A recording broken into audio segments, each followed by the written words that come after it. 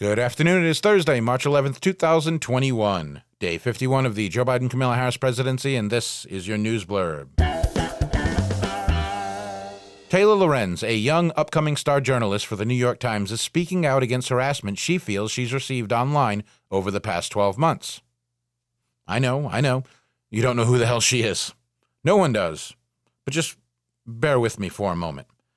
In a tweet on Monday, Lorenz stated that her life has been destroyed by a targeted smear campaign over the past year. She writes, "For International Women's Day, please consider supporting women enduring online harassment. It's not an exaggeration to say that the harassment and smear campaign I've had to endure over the past year has destroyed my life. No one should have to go through this." Now, although many of her fellow colleagues rushed to her side, some were not so thrilled with her remarks. Well-known journalist Glenn Greenwald, for example, had this to say. Taylor Lorenz is a star reporter with the most influential newspaper in the U.S., arguably the West. Her work regularly appears on its front page. Her attempt to claim this level of victimhood is revolting. She should try to find out what real persecution of journalists entails. He then followed his original tweet with this. If you're going to insinuate yourself into polarizing political debates and report or pretend to report on the powerful, you'll be attacked online.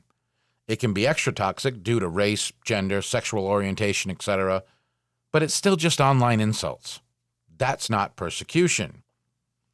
David Burge, a popular Twitter writer, criticized Lorenz's commentary and accused her of being overly privileged when he tweeted, "I'm no good at being noble, but it doesn't take much to see that the problems of 7 billion little people don't amount to a hill of beans compared to the troubles of the New York Times social media tattletale, wealthy white girl from a 90,000 Swiss boarding school."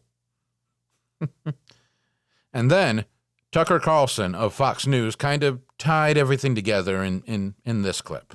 Taylor Lorenz, for example, writes for the New York Times. She's at the very top of journalism's repulsive little food chain. Lorenz is far younger than prominent New York Times reporters used to be. She's also much less talented.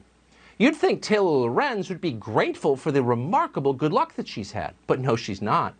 Just this morning, she tweeted this, quote, "For International Women's Day, please consider supporting women enduring online harassment. It's not an exaggeration to say that the harassment and smear campaign I've had to endure over the past year has destroyed my life." Destroyed her life, really? By most people's standards, Taylor Lorenz would seem to have a pretty good life, one of the best lives in the country, in fact.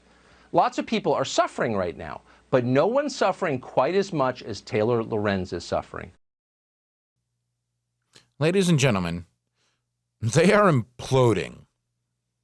My suggestion is basically just let them. Grab some popcorn and watch it for what it is. It's a circus.